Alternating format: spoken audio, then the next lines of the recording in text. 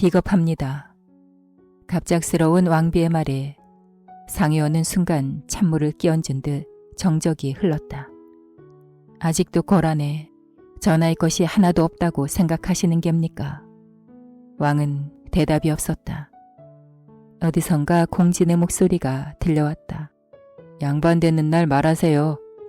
이 몸이 옷 한 벌 쨍하게 만들어 드리려니까. 도석은 쏟아지는 눈물을 참을 수 없었다. 소리내어 엉엉 울고 싶었다. 하지만 그럴 수 없었다. 아궁이에서 넘실대는 벌건 불빛 속에서 돌석은 그렇게 소리 없이 어깨를 들썩였다.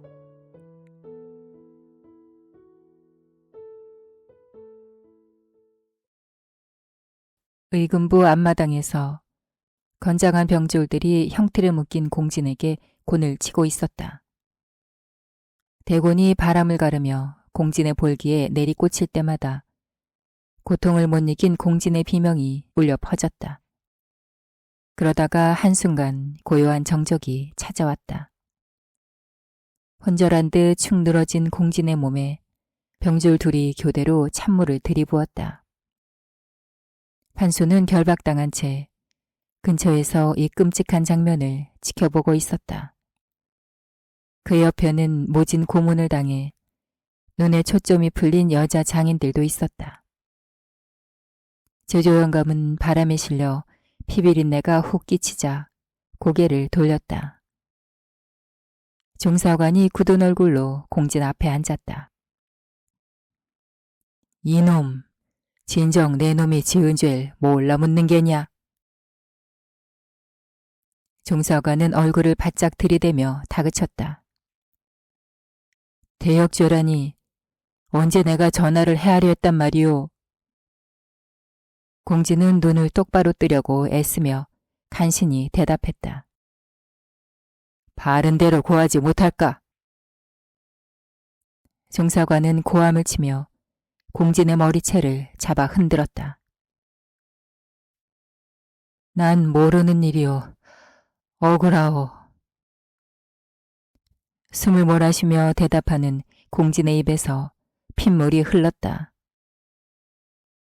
종사관은 쥐고 있던 공진의 머리채를 내팽개치듯 던져버리고는 뒤로 물러났다. 옆에 서 있던 병졸들이 다시 대곤을 들어 공진의 볼기를 치기 시작했다. 궐의 아침이 밝았다. 습기 없는 바람은 나뭇가지를 흔들며 궐 안에 고여있던 공기를 날려버렸다. 왕과 왕비는 이른 시간이지만 이미 상의원에 가 있었다. 왕실의 보고로 불리는 상의원은 그 이름이 무색하게 난장판이 벌어져 마치 왜군에게 약탈이라도 당한 것 같은 형국이었다. 왕과 왕비의 표정은 물과 기름처럼 대조적이었다. 궐의 혼란을 앞에 두었지만 왕의 얼굴엔 당황한 기색이 없었다. 어침장은 한쪽에서 허리를 굽히고 서 있었다. 잠시 후 밖이 소란스러워지더니 군사들이 들이닥치면서 얼굴이 피투성이가 된 사내를 끌고 들어왔다. 공진이었다. 모진고문으로 의식이 가물가물해진 공진은 마치 쌀뜨물 속에서 눈을 뜬 것처럼 세상이 온통 뽀얗게 보였다. 그의 시야에 돌석의 얼굴이 희미하게 들어왔다. 돌석은 둥글게 말아놓은 고깃덩이처럼 부풀어 오른 공진의 두 눈두덩을 보자 기겁을 하며 슬그머니 눈을 내리깔았다. 허리를 앞으로 내밀고 서 있는 왕 뒤로 왕비의 모습도 어렴풋이 보였다. 양옆에 서 있던 병졸들이 공진의 양쪽 어깨를 찍어 눌렀다. 공진은 힘없이 무너지듯 바닥에 무릎을 꿇었다. 중전이 어여삐 여기는 자라 하여 내 믿고 옷을 만들어 올리라 하였거늘. 왕은 공진의 얼굴을 내려다보며 말을 이었다. 옷에서 독 묻은 바늘이 나오지 않았겠소. 왕의 말에 왕비의 안색이 백납처럼 창백해졌다. 공주는 고개를 숙인 채 핏방울이 뚝뚝 떨어지는 머리를 가로저었다. 왕이 대전을 향해 손짓하자 대전이 쟁반을 가져왔다. 옥비 쟁반엔 바늘 하나가 놓여 있었다. 다행히 우리 여침장이 발견했기에 망정이지. 공주는 믿을 수 없다는 표정으로 돌석의 두 눈을 노려보았다. 돌석은 눈길을 피하며 고개를 숙였다. 정말 저희가 만든 것이 분명하옵니까? 왕비는 공진이 만들었다는 용포를 바라보며 물었다. 그러하옵니다. 돌석이 고개를 숙인 채 대답했다. 공진은 고개를 젓고 또 저었다. 왕비는 말을 잇지 못했다. 공진은 왕비 얼굴을 올려다 보았다. 아니옵니다. 소인이 만든 것이 아니옵니다. 소인이 만든 것이라면 옷깃에 분명 고사리 문양이 있을 것이옵니다. 왕은 공진의 말에 돌석에게로 눈길을 돌렸다. 돌석은 의대 틀로가 옷깃을 확인했다. 문양이 있는가? 왕이 물었다. 없사옵니다. 돌석이 머뭇거리며 간신히 대답했다. 순간 왕비와 공진의 얼굴이 밝아졌다. 왕의 시선은 계속 돌석을 향하고 있었다. 돌석의 이마에서 식은땀이 흘러내렸다. 다른 옷도 확인해야 공평하지 않을까 하옵니다. 돌석이 허리를 숙인 채 아뢰었다. 그리하도록 하게. 왕비의 옷이 담긴 함들이 협탁 위에 줄지어 놓여 있었다. 돌석은 옷함 속의 옷들을 뒤적거리며 옷깃을 흘끔흘끔 살폈다. 눈앞에 보이는 옷깃엔 모두 고사리 문양이 박혀 있었다. 돌석의 머릿속은 왕비의 의대를 점검하는 시선과 겉돌면서 어떻게든 증거를 만들어낼 방법을 찾아 헤매고 있었다. 그러나 묘안을 찾지 못한 돌석은 결국 밀고 나가기로 마음먹었다. 어찌 있습니까? 왕비가 초조한 목소리로 물었다. 돌석은 잠시 왕의 안색을 살폈다. 소인이 살펴본 바 없사옵니다. 왕의 입가에 미소가 번졌다. 왕의 뒤쪽에 서 있던 왕비가 옷함으로 다가서서 진연에서 입었던 옷을 꺼내들었다. 돌석은 난처한 표정으로 왕을 바라보았다. 왕비는 옷을 함 위에 펼치고 옷깃을 집어 올렸다. 왕은 왕비 곁으로 다가서서 옷깃을 슬쩍 곁눈으로 내려다보았다. 그곳에는 인도로 새긴 고사리 문양이 선명하게 남아 있었다. 여기... 왕비가 기쁜 표정으로 왕에게 말을 꺼내려 했다. 네, 곰곰이 생각해 보았소. 왕이 왕비의 눈을 똑바로 응시하며 말했다. 누구의 사주를 받은 것도 어느 당파에 속한 것도 아닌데 어째서 일개 바느질쟁이가 일국의 왕을 죽이려 한 것일까? 왕은 왕비에게 바짝 다가섰다. 그러던 중에 중전과 저자에 관해 이상한 소문이 귀에 들어오지 않았겠소. 중전. 왕의 눈에 노기가 서려 있었다. 설마 저놈과 한패였던 게요. 그래서 저놈을 감싸고 있는 게요. 왕비는 쥐고 있던 옷을 맥없이 바닥에 떨어뜨렸다. 소인, 혼자 한 짓이옵니다. 공진의 목소리가 어색한 침묵을 갈랐다. 소인 어리석게도 마마를 품에 안고 싶은 마음에 그랬사옵니다. 죽여주시옵소서. 말해보시오. 저 말이 사실이오. 왕의 눈은 분노로 이글거리고 있었다. 소첩. 마마께서는 아무것도 모르시옵니다. 공진이 왕비의 말을 자르며 대답했다. 왕은 공진과 왕비 얼굴을 번갈아 보았다. 왕비는 말없이 시선을 하늘에 두었다. 공진이 애절한 눈빛으로 왕비를 쳐다보았다. 소첩, 처음 듣는 일이옵니다. 그렇구려. 과인이 공연히 중전을 의심했던 것 같소. 자, 이제 가보시오. 왕은 씁쓸한 미소를 지었다.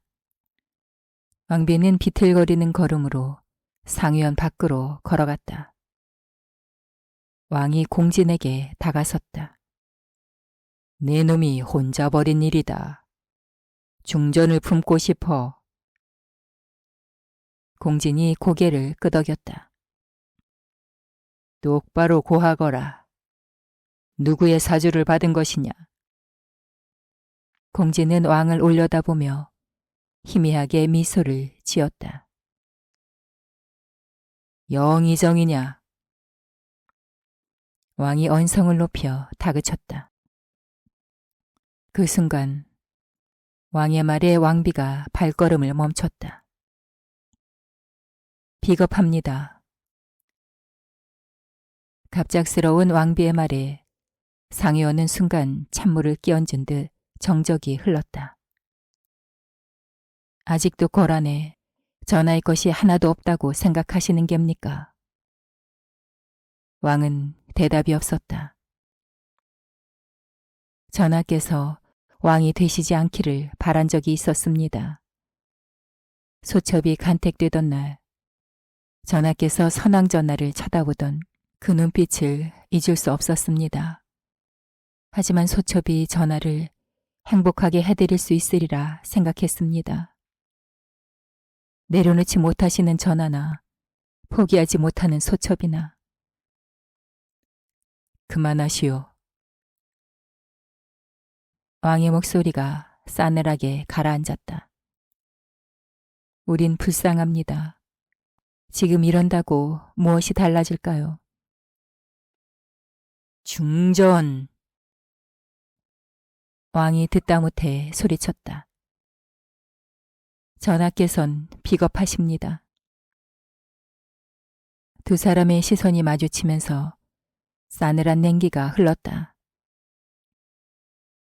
왕비는 고개를 숙인 채 몸을 돌렸다. 왕은 몸서리를 치며 공진 얼굴을 차갑게 내려다보았다.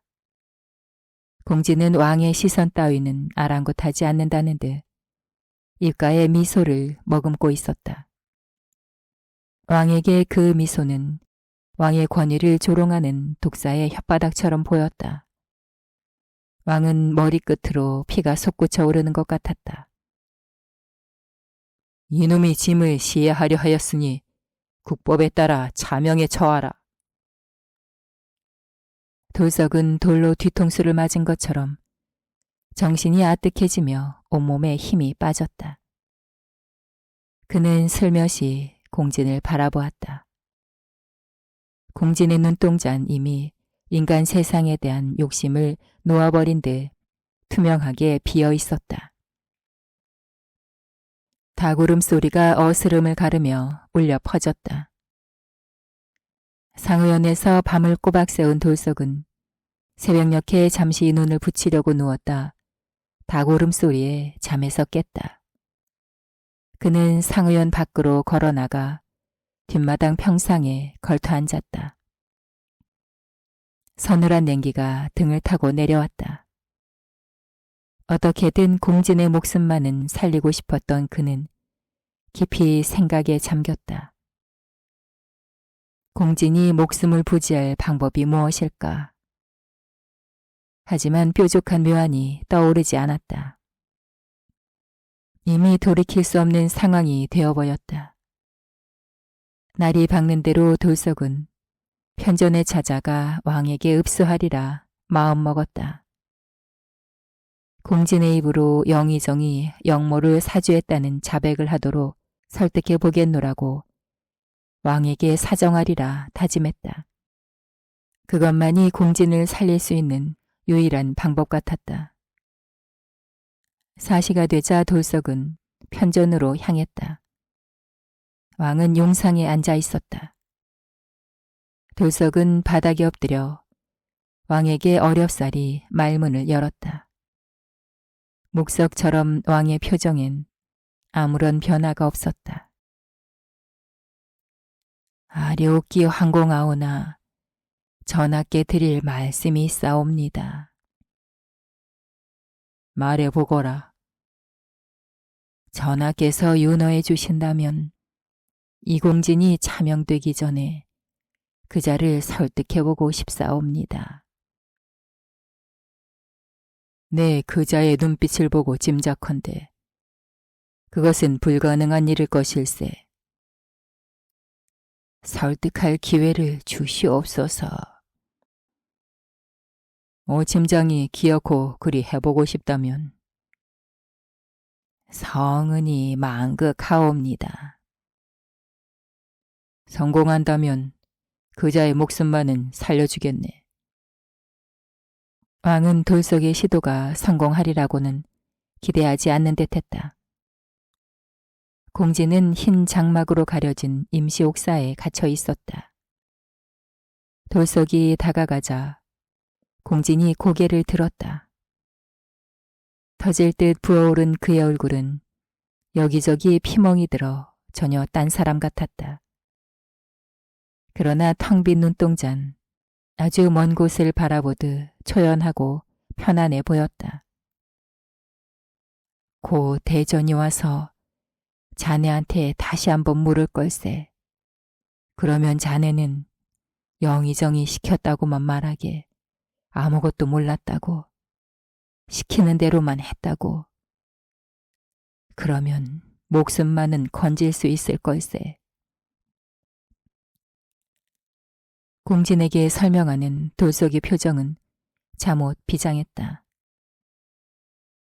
전 침장님 손을 보면 그저 그냥 좋았습니다.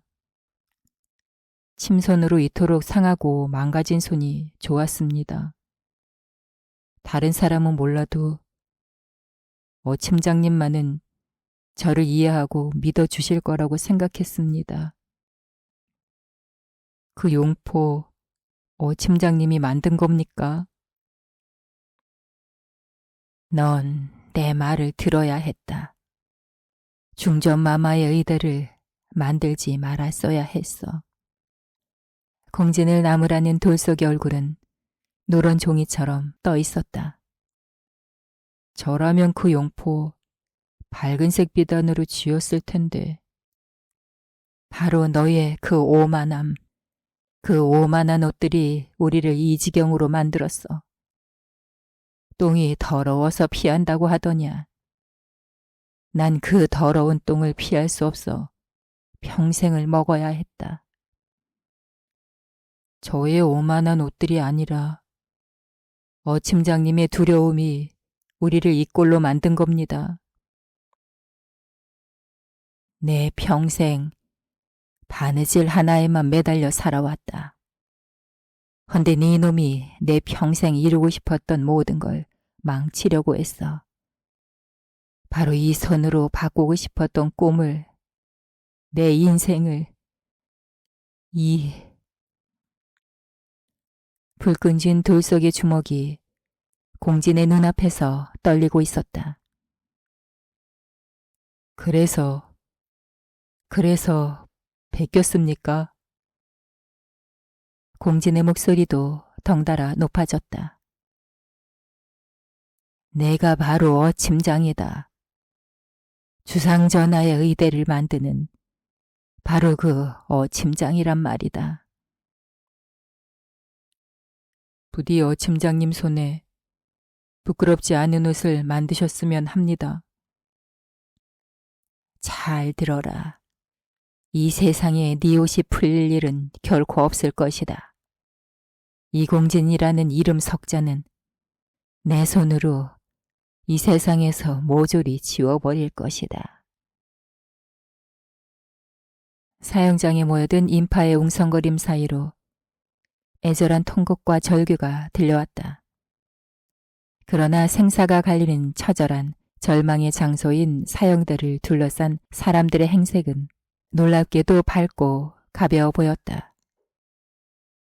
여인들이 입고 있는 치마의 문양은 자주, 연두, 분홍이 어울려 흡사 잘 가꾼 5월의 정원처럼 화려하고 생기가 넘쳤다. 저고리 기장도 짧아져 남정네들은 슬쩍슬쩍 여인네들의 속살을 엿보고 있었다. 공진이 지은 옷이 궁과 기방에서 아름아름 퍼져나가 새로운 옷의 본새를 만들어 놓았고 어느새 도성 안에 유행처럼 퍼져 있었던 것이다. 사형대에는 영의정과 제조, 상의원 장인 몇몇이 형틀에 묶여 있었다. 가면처럼 굳어버린 그들의 얼굴엔 이미 죽음의 그림자가 짙게 깔려 있었다. 이윽고 공진이 병사들에게 끌려나와 사형대에 올랐다. 병사들은 능숙한 손놀림으로 공진을 형틀에 묶었다. 멀리 사람들 틈새에 서 있던 돌석은 묵묵히 공진의 모습을 지켜보았다. 한 줄기 시원한 바람이 북악산 기슭을 타고 불어와 그곳에 모여있던 사람들의 옷자락을 흔들고 지나갔다. 공진의 뒤쪽에 있는 영의정의 모습도 돌속의 시야에 들어왔다. 인생사 세옹지마인가. 공진과 영의정은 각자 자신만의 방식으로 지금과는 다른 세상을 꿈꾸던 사람들이었다. 그러나 다른 것을 꿈꾸는 사람들이 늘 그러하듯 그들도 지금 변화를 원치 않는 세상에 보복을 당하고 있었다. 지키는 사람에게는 안온한 현실이 있었고 바꾸려던 사람에게는 이루지 못한 꿈이 있었다. 꿈은 달콤했지만 현실은 차가웠다. 돌석은 지금까지 자신이 무언가를 바꾸려고 해본 적이 있었는지를 새삼 돌아보았다. 저들은 설령 달라진 세상이 지금보다 못한 것이 되더라도 달라지기를 꿈꾸었던 사람들이었다. 돌석은 자신이 한없이 초라하게 느껴졌다. 그는 목을 타고 뜨겁게 올라오는 울음을 삼켰다. 그리고 고개를 높이 들어 멀리 우뚝 선 북악산을 바라보았다. 눈물이 고인 두 눈에 산봉우리가 일그러져 보였다. 저 산봉우리처럼 달라지지 않으리라, 흔들리지 않으리라 다짐했다. 돌석은 입술을 깨물었다. 사형대에서 북소리가 울리고 망나니가 서슬퍼런 칼을 허공에 휘두르며 춤을 추기 시작했다. 입안에 머금은 술을 칼날에 뿜으며 형틀에 묶인 사람들을 차례차례 노려보았다. 시간이 멈춘 듯 갑작스러운 정적이 사형대 주변을 집어삼켰다. 화려한 원색 두루마기를 입은 역관도, 소매 좁은 도포를 입은 유생도, 항아리 모양 치마를 입은 기녀도 일제히 숨을 죽였다. 돌석은 몇 걸음 앞으로 나아갔다. 처연한 얼굴로 하늘을 올려다보던 돌석은 눈을 감은 채 고개를 숙였다. 망나니는 칼을 들고 공진을 향해 다가서더니 칼날을 높이 쳐들었다. 예리한 칼날에 햇빛이 반사되어 참수 현장을 바라보는 사람들의 눈을 찔렀다. 한 차례 피바람이 휩쓸고 지나간 거래는 고요한 정적이 감돌았다. 대신들은 영의정의 목을 친 왕의 노여움이 아직도 남아있을지 몰라 몸을 사리기에 급급했다. 이런 와중에도 왕의 성은을 받아 승계하는 신하도 있었다. 돌석도 그중 한 사람이었다. 그는 녹색 관복을 말끔하게 차려입고 대전 가운데서 머리를 조아리고 있었다. 침장 조돌석은 선대왕 때부터 3대에 걸쳐 왕실의 의대를 제작해온 공이 결코 적지 아니한 바. 이에 종육품으로 가자 하니 정근토록 하라. 대전내관의 목소리가 대전 안에 낭낭하게 울려 퍼졌다. 바닥을 짚고 있는 돌석의 거친 손은 마치 오한이 난 사람처럼 떨리고 있었다. 대전내관이 다가와 고이 접은 청색 관복을 돌석의 두 손에 올려놓았다. 돌석의 손바닥에 감격스러운 기운이 전해졌다. 오랜 세월 무수히 많은 관복을 지었건만 이 비단 관복만큼 감촉이 부드러운 적은 없었다. 돌석은 이제 여한이 없었다. 그는 바닥에서 고개를 살짝 들었다.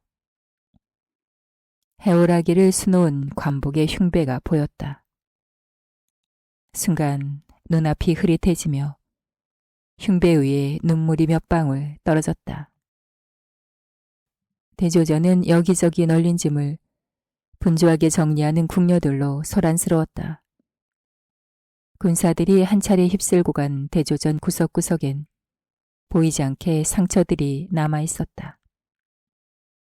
대조전은 오랜 세월 왕비의 정성이 배어있는 궐안의 작은 궐이었다.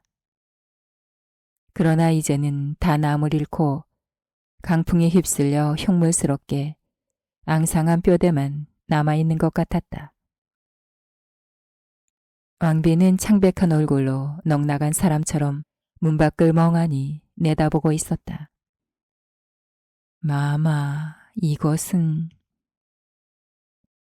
지밀은 왕에게 선물하려던 속옷이 든 상자와 공진이 만든 옷을 왕비 앞에 내밀었다.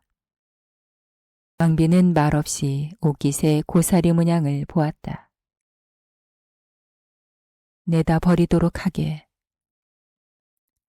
지밀과 궁녀들이 물건을 챙겨들고 밖으로 나갔다. 치맛단에 한 방울, 두 방울 눈물이 떨어지더니 왕비 어깨가 격하게 들썩였다. 크고 작은 어려움으로 순탄치 않았던 권례 생활에서도 좀처럼 눈물을 보이지 않았던 왕비였다. 그래서일까? 그동안 참아왔던 서름이 한꺼번에 터져 나온 듯했다. 왕비는 복받쳐 오르는 서름을 주체할 수 없어 소리 없이 눈물을 흘렸다. 눈물을 훔치던 왕비는 손수건에 수놓인 제비꽃을 보자 끝내 큰 소리로 울음을 터뜨렸다. 종육품, 틀림없는 종육품이었다. 그토록 애타게 꿈꾸던 출욕을 했으니 이제 번듯한 양반이 되었다. 분명 세상은 그대로였다. 그러나 신분이 바뀌자 세상이 다르게 보였다. 도석은 청색 관복을 받고 집으로 돌아온 날 잠을 이룰 수 없었다. 지난 몇 년 동안에도 셀 수 없이 많은 불면의 밤을 보냈다. 하지만 그것은 걱정 근심으로 지새우던 불면의 밤이었다. 관복을 받은 날도 잠이 오지 않았다. 침상에 누웠지만 시간이 흐를수록 정신은 점점 더 또렷해졌다. 날이 빨리 밝기만을 기다렸지만 시간은 거꾸로 흐르는 것 같았다. 도석은 마당으로 나가 평상에 걸터 앉았다. 멀리 보이는 하늘엔 북두칠성이 푸르게 빛나고 있었다. 북두칠성을 물끄러미 바라보자 갑자기 별 하나하나가 인연을 맺어왔던 사람들의 얼굴처럼 보였다. 공진의 별, 제조의 별, 영의정의 별, 장인의 별. 그들 모두가 자신을 내려다보고 있었다. 도석은 몸을 떨며 길게 한숨을 내쉬었다.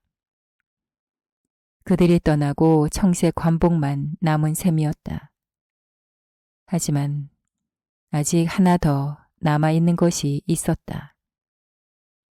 신복인 대길에게조차 보여줄 수 없는 그것.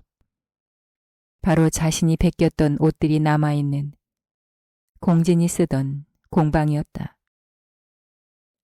그토록 원하던 큰 갓과 도포를 챙겨 입었건만 도석은 남의 눈에 띌세라 홀로 은밀한 야음을 틈타 시장한 골목길로 향했다. 몇 차례 길모퉁이를 돌아 도석은 부서진 문짝 사이를 비집고 공진의 공방으로 들어섰다. 바닥에는 온갖 잡동사니가 어지럽게 널브러져 있었다. 발이 걸려 넘어지지 않도록 조심하면서 도석은 소리 없이 방문을 열었다. 금방이라도 공진이 환하게 웃으며 어둠 속에서 걸어 나올 것만 같아 마음을 졸이며 도석은 작은 대통에 든 화석자를 불어 촛불을 켰다. 몇 개의 의대 틀이 하얀 천으로 덮여 있고 그 위로 뽀얀 먼지가 쌓여 있었다. 도석은 천을 잡아당겼다. 그러자 도석 자신 말고는 이 세상 그 누구도 본 적이 없는 미완성 상태의 옷과 그 옷을 만들기 위해 그린 초벌 그림들이 드러났다. 거기에는 도석이 소희의 진연복을 만들기 위해 베꼈던 옷도 들어있었다. 태워버려야 했다. 아무도 볼 수 없도록 영원히 자기만이 알고 있는 비밀로 남도록 증거물을 불태워버려야 했다. 도석은 옷과 부속과 그림들을 모두 부엌으로 옮겼다. 그리고 아궁이에 불을 피운 다음 하나씩 하나씩 불 속에 집어 던졌다. 아궁이 속에서 공진의 그림들은 환하게 빛을 발하며 타버렸다. 그리고 벌건 인걸불이 되어 이글거리다가 검은재가 되어 바스라졌다. 도석은 옆에 놓여있던 옷을 하나씩 살펴보며 아궁이에 던져 넣었다. 불붙은 옷은 빛을 발하며 타버렸고 도석의 검은 눈동자에서도 불길이 일렁거렸다. 조선에서 가장 고급스럽고 화려하다는 왕비와 세도가 부인들의 옷, 아무리 눈부신 옷도 주인이 없으니 순식간에 한 줌도 되지 않는 채로 변했다. 도석은 이런 옷의 운명을 누구보다도 잘 알고 있었다. 계절에 추나 추동이 있듯이 옷의 인생에도 사계가 있었다. 그러나 공진은 기껏해야 봄과 여름에 해당하는 옷을 짓고는 세상을 떴다. 도석은 봄과 여름의 옷뿐 아니라 가을과 겨울의 옷도 무수히 만들었다. 백색의 상복이야말로 겨울의 옷이자 사라지기 위해 짓는 옷이었다.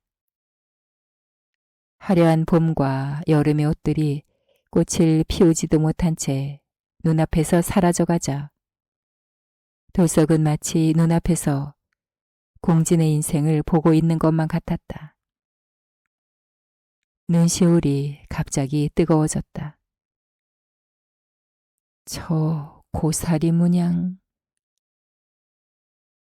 도석은 옷깃에 고사리 문양이 타들어가는 것을 보자 사형대에서 처연하게 눈을 감던 공진의 모습이 떠올랐다.